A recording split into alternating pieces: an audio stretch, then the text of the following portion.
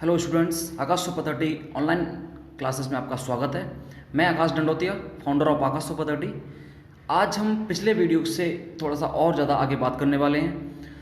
पिछले वीडियो में हमने देखा था कि on the basis of food habit जीव दो प्रकार के होते हैं, ऑटोट्रॉफिक और हेटेरोट्रॉफिक। ऑटोट्रॉफिक में हमने पूरी तरीके से देखा था कि पेड़ पौधे अपना भोजन बनाते हैं, लेकिन हेटेरोट्रॉफिक के बारे में पूरी तरह से नहीं देखा था। तो आज हम बात करने वाले हैं हेटेरोट्रॉफिक के बारे में।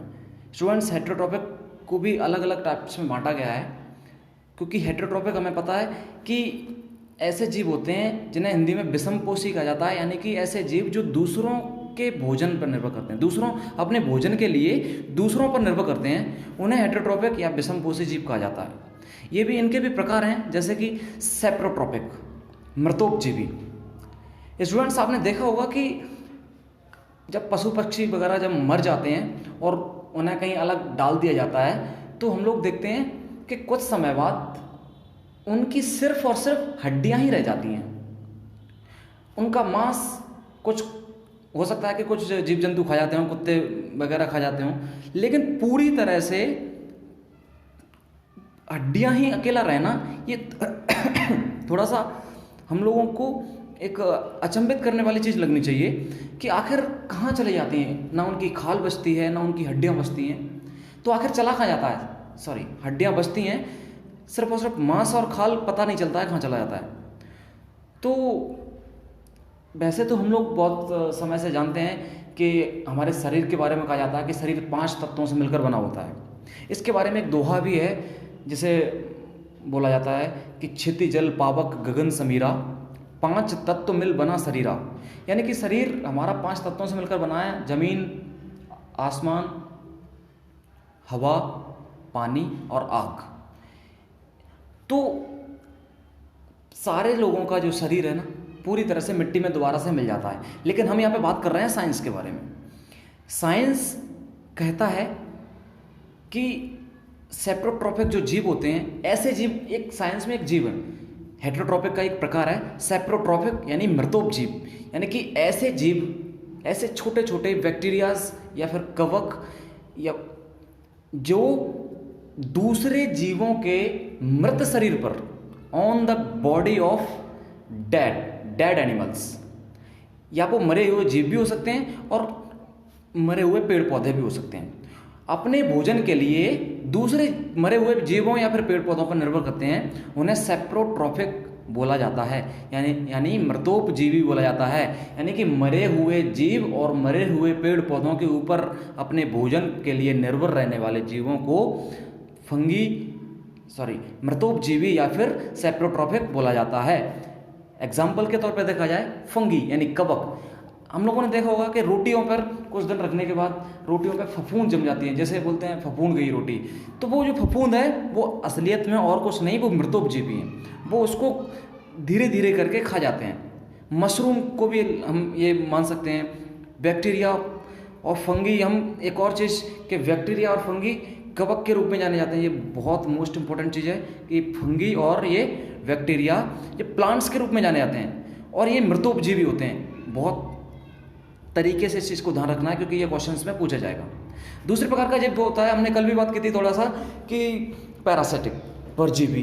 यानी कि ये सेप्रोट्रॉपिक और पैरासिटिक में सिर्फ और सिर्फ इतना सा अंतर है कि रहते तो दोनों ही दूसरे पर निर्भर हैं, लेकिन क्या होता है कि जो सेप्रोट्रॉपिक थे वो मरे हुए जीवों या फिर पेड़ पौधों पर निर्भर रहते थे, लेकिन ये जीवित जीवों के on the body of another living organism, यानी कि ऐसे जीव जो अपने भोजन के लिए दूसरे जीवों पर निर्भर रहते हैं, लेकिन बिना मारे उन्हें अपना भोजन प्राप्त करते रहते हैं। उनको हम परजीवी या फिर पैरासिटिक एनिमल्स या पैरासिटिक ऑर्गेनिज्म बोलते हैं। जैसे और इसके बारे में और देखें तो ये है कि जीवित जीवों के शरीर में पर अपने भोजन के लिए निर्भर रहते हैं। यानी कि हमारे सिर पर जू वगैरह हो जाती हैं, तो वो भी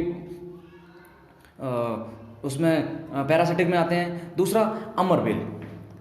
अमरबेल के बारे में आपने देखा होगा कि ये अधिकतर कटीले पेड़ों पर रहता है, और ये हल्के पीले कलर की एक छोट पतली सी रस्सी के जैसा होता है, इसकी कोई जड़ नहीं होती है, और जिस भी पेड़ पर डाल दो तो उसके कुछ समय बाद उसके पेड़ के खुद के भोजन से ये अपना भोजन बनाते हैं, और धीरे धीरे करके उस पेड़ पौधे को इतना नुकसान पहुंचा देता है कि उस पेड़ पौधे का जो भी बनाता है अपने लिए भोजन, वो उस अमरबेल खाया जाता है और वो अपने आप को बढ़ाता रहता है, और एक समय ऐसा आता है कि पूरे पेड़ पर अमरबेल छा जाता है और पेड़ बेचारा सूख जाता है। तो बहुत ही मोस्ट इंपॉर्टेंट चीज़ है कि अमरबेल किस में आता है, अमरबेल पैरासिटिक में आता है, लेकिन अमरबेल जीव नहीं है, अमरबेल प्लांट है। और एनिमल में देखा जाए तो सम बैक्टीरियाज, प्लाज्मोडियम, आपने सुना होगा प्लाज्मोडियम एक पैरासिटिक ही होता है। आप लोगों ने जब मलेरिया की टेस्ट वगैरह कराई हो तो उसमें देखा होगा कि एमपी टेस्ट लिख के देता है डॉक्टर, एमपी टेस्ट। तो एमपी का मतलब होता है मलेरिया पैरासिटिक। हम लोग अच्छे तरीके से जानते हैं कि मलेरिया मच्छर के काटने से होता है, और मच्छर में भी मादा मच्छर होती है, ठीक है। मादा में भी उसका नाम है मादा एनाफिलीज मच्छर, और मादा एनाफिलीज में मलेरिया जिस पैरासाइट की वजह से होता है उस पैरासाइट का नाम होता है प्लाज्मोडियम।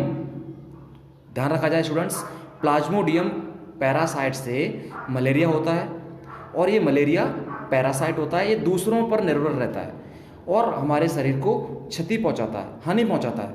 ओके, एक और जो टाइप था वो ये कि होलोजोइक। होलोजोइक में हम सभी आते हैं, जानवर भी आते हैं। अगर कोई व्यक्ति पूछे कि होलोजोइक जो है उसकी परिभाषा क्या है, उसको अपन किस तरीके से डिफाइन करेंगे, तो होलोजोइक को डिफाइन करने के लिए सिंपल से शब्दों में बात करेंगे। जो इंग्लिश मीडियम वाले स्टूडेंट्स हैं वो उस जो मैं बोल रहा हूँ हिंदी में उसको इंग्लिश में लिख के लाएंगे, और सिंपल सी भाषा में अगर इसको डिफाइन किया जाए तो वो ये है कि ऐसे जीव जो दूसरों पर अपने भोजन के लिए निर्भर तो रहते हैं, लेकिन इनका जो भोजन होता है वो 5 स्टेप से होकर गुजरता है।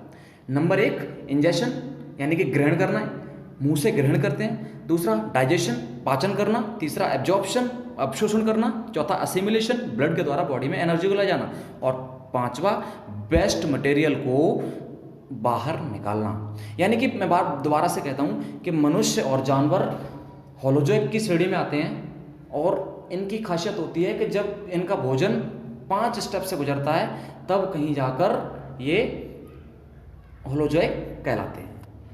नेक्स्ट बात करते हैं कि खाने के आधार पर जीव 3 प्रकार के होते हैं। कितने प्रकार के होते हैं? 3 प्रकार के होते हैं। नंबर 1 हार्बीवोरस, जिन्हें हम शाकाहारी बोलते हैं, जो हिरन, गाय, भैंस, बहुत सारे जीव जंतु होते हैं जो सिर्फ और सिर्फ पेड़ पौधों पर निर्भर रहते हैं, उन्हें अपन शाकाहारी बोलते हैं। आप सभी जानते हैं, बस यहाँ पर तो इसको एक मिलाना है और कैसे लिखना है, इन सारी चीज़ों को यूज़ करके अपने कॉपी में उस चीज़ के बारे में बात कर रहे हैं फिलहाल तो हम।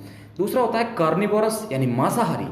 मांसाहारी यानी कि आप जानते हैं कि सिर्फ और सिर्फ मांस खाते हैं। ध्यान रखा जाए, क्योंकि कुत्ता भी मांस खाता है, लेकिन कुत्ता दूध भी पी लेता है, रोटी भी खा लेता है, तो वो मांसाहारी में नहीं आएगा। सिर्फ और सिर्फ मांस खाने वाले जीव जंतु कार्निवोरस यानी मांसाहारी कहलाते हैं। तीसरा है ओमनिवोरस, यानी कि सर्वाहारी, यानी कि ऐसे जीव जंतु जो अपने भोजन में मांस भी खाते हैं और पेड़ पौधों पर से संबंधित चीज़ें भी खाते हैं, उनको अपन क्या बोलते हैं? सर्वाहारी, यानी कि सब कुछ खाने वाले जीव जंतु जो भी होते हैं उन्हें सर्वाहारी यानी कि ओमनिवोरस कहा जाता है। जो इनमें कौन कौन आता है? मनुष्य आता है, कुत्ता आता है, बिल्ली आती है, और भी बहुत सारे जीव जंतु हैं, वो सारे आते हैं, उन्हें अपन सर्वाहारी कहते हैं। हम बात करने वाले हैं असलियत में इस वीडियो को मेरा बनाने का उद्देश्य है कि अगले वीडियो में हम ह्यूमन डाइजेस्टिव सिस्टम के ऊपर बात करने वाले हैं। बहुत अच्छा टॉपिक है, और सबसे इम्पोर्टेंट कि ये वो बहुत ज़्यादा इंपॉर्टेंट है, हमारी परीक्षा की दृष्टि से भी बहुत ज़्यादा इंपॉर्टेंट है। इसलिए आज हम थोड़ा सा इस बारे में और बात कर लेते हैं कि मनुष्य का जो पाचन तंत्र है, ह्यूमन डाइजेस्टिव सिस्टम है, ये 5 स्टेप्स में कंप्लीट होता है। सबसे पहले कि जो भी भोजन हम ग्रहण करते हैं वो हमारे पास एक स्पेशल ऑर्गन है माउथ के रूप में, यानी कि मुंह के द्वारा ग्रहण करते हैं। और सबसे मोस्ट इंपॉर्टेंट बात यह है कि मुंह में जो एक हमारे अंदर सलाइवा नाम का जो एंजाइम होता है, उसके द्वारा जो मुंह में जो होता है उसमें पूरा का पूरा भोजन शुरुआती जो पचना का स्टार्ट होता है वो मुंह से ही हो जाता है। यानी कि कोई भी व्यक्ति हमसे पूछे कि भोजन का पाचन कहाँ से स्टार्ट होता है, तो हम आराम से बताने में सक्षम हैं कि भोजन का जो पचना है, डाइजेस्ट स्टार्ट होता है, वो मुंह के द्वारा होता है, यानी कि उस प्रक्रिया को इंजेक्शन यानी कि ग्रहण करना बोलते हैं। दूसरा डाइजेशन यानी कि पचना। तो डाइजेशन हमें पता है कि मुंह से स्टार्ट होता है, पेट में जाता है, फिर छोटी आंत, फिर बड़ी आंत वगैरह वगैरह इस तरीके से जाता है। लेकिन हम असलियत में सिर्फ और सिर्फ ये जानने की कोशिश कर रहे हैं इस वीडियो में कि ये प्रक्रिया 5 स्टेप में कंप्लीट होती है। ह्यूमन डाइजेस्टिव सिस्टम यानी कि मनुष्य जो भोजन करता है, पचाता है, ये पूरी की पूरी प्रक्रिया 5 स्टेप में कंप्लीट होती है और ये 5 स्टेप आपके सामने हैं। लेकिन सिर्फ और सिर्फ स्टेप को जानेंगे, अगले वीडियो में हम ह्यूमन डाइजेस्टिव सिस्टम को जानेंगे पूरी तरीके से। ह्यूमन का डाइजेस्टिव सिस्टम क्या है, किस तरीके से काम करता है, कौन कौन सी, इन 5 के बारे में तरीके से जानेंगे। अगला है एब्जॉर्प्शन यानी कि अवशोषण करना, यानी कि स्टोमच में जाने के बाद में भोजन बहुत छोटा कणों के रूप में हो जाता है, उसके बाद छोटी आंत में चला जाता है, उसके बाद उसको अपन अब्जॉर्प्शन यानी कि अवशोषण करना बोलते हैं। अगला स्टेप है असिमिलेशन। असिमिलेशन बोले तो एब्जॉर्प्शन के बाद में जो एनर्जी बनती है, उस एनर्जी, वो एनर्जी ग्लूकोज के रूप में बनती है, हम सभी जानते हैं, क्योंकि जटिल चीज़ों को सिंपलेस्ट फॉर्म में बना देता है हमारा एब्जॉर्प्शन के बाद में। तो उस एनर्जी को ग्लूकोज के रूप में जाना जाता है और कार्बोहाइड्रेट भी के रूप में भी जाना जाता है। तो वो एनर्जी पूरे शरीर में जाती है। अब हम अच्छे तरीके से जानते हैं कि पूरे शरीर में, हमारे शरीर में एक ही चीज़ पाई जाती है और वो है खून, यानी हमारा ब्लड। तो ब्लड के द्वारा, ब्लड में घोलकर पूरा का पूरा ग्लूकोज पूरे शरीर में जाता है, जिससे कि हम शरीर के सारे अंगों तक पहुंचाने के बाद हमारे सारे शरीर के अंग काम करना सुचारू रूप से जारी रखते हैं। अगर ये नहीं जाएगा तो हमारे अंग काम नहीं कर पाएंगे। अगली प्रक्रिया है कि इजेशन यानी कि वेस्ट मटेरियल, यानी कि एनर्जी तो हमें मिल गई, अब हमारे शरीर के लिए जो चीज़ उपयोगी नहीं है तो उसको हम वेस्ट मटेरियल के रूप में बाहर निकाल देते हैं। और इस तरह से ये पूरी प्रक्रिया होती है। इसको अच्छे तरीके से हम अगले वीडियो में जानेंगे, फिलहाल हमें इतना ही जानना है इस वीडियो में। ओके, अब हम आगे चलते हैं कि एक चीज़ और, कि पूरी तरीके से हम एक बात आराम से कह सकते हैं, और वो ये है कि चाहे वो प्लांट्स हों, चाहे वो मांसाहारी हों, चाहे वो शाकाहारी हों, चाहे वो सर्वाहारी हों, सारे के सारे जीव जंतु, प्लांट्स पूरे के पूरे किस पर निर्भर करते हैं? ये सूरज पर निर्भर करते हैं। किस पर निर्भर करते हैं? ये सन पर निर्भर करते हैं, सनलाइट। अगर देखो कैसे होता है कि सन से एनर्जी मिलती है किसको? पेड़ पौधों को। पेड़ पौधों को एनर्जी मिलती है तो पेड़ पौधे अपना भोजन बनाते हैं। पेड़ पौधे अपने भोजन बनाते हैं तो पेड़ पौधों से एक चीज़ डायरेक्टली हम लोग लेते हैं, और वो क्या है? वो है O2 यानी कि ऑक्सीजन। दूसरा कि पेड़ पौधों को डायरेक्टली ऑक्सीजन तो लेते हैं हम, उनसे फल भी लेते हैं, उनसे अनाज भी होता है तो वो भी लेते हैं। दूसरा कि पेड़ पौधों को खाती है, मान लो बकरी खाती है, यानी कि हार्बीवोरस यानी कि शाकाहारी जानवर खाते हैं। तो शाकाहारी जानवरों को भी हमें पता है कि शाकाहारी जानवरों को हम भी खाते हैं, और इसके अलावा मांसाहारी जानवर भी खाते हैं। यानी कि पूरी तरीके से अब देखना जरा कि अगर मनुष्य सनलाइट नहीं होगी तो पेड़ पौधे अपना भोजन नहीं बनाएंगे, तो पेड़ पौधे अपना भोजन नहीं बनाएंगे तो ऑक्सीजन नहीं आएगी, ऑक्सीजन नहीं आएगी तो अपना भोजन मतलब हम लोग सांस नहीं ले पाएंगे, हम लोग भोजन भी नहीं कर पाएंगे। यानी कि सनलाइट नहीं होगी तो ये भी नहीं हो पाएगा, हम जीवित नहीं रह पाएंगे। दूसरा कि जो शाकाहारी जीव जंतु हैं वो भी पेड़ पौधों पर निर्भर हैं, और पेड़ पौधे सनलाइट पर निर्भर हैं तो वो भी जीवित नहीं रह पाएंगे। और मांसाहारी जीव जंतु शाकाहारी जीव जंतु पर निर्भर हैं। लेकिन हम अच्छे तरीके से जानते हैं कि जब शाकाहारी जीव जंतु ही नहीं होंगे तो फिर मांसाहारी बेचारे कहाँ से काम कैसे करेंगे? ओके, तो इस तरह से ये पूरी तरीके से कोई क्वेश्चन एक बनता है कि कैसा हो अगर सूरज नहीं हो तो। और एक मैं क्वेश्चन बोल भी रहा हूं, आप इसको लिख लीजिए और इसका आंसर मुझे जब भी आप हमारे पास आओगे तब हमें दिखाना है। तो क्वेश्चन ये है कि क्या हो अगर सूरज नहीं होगा, विस्तार से समझाइए, और ये इसका आंसर कम से कम आधे पेज में होना चाहिए, ध्यान रखा जाए।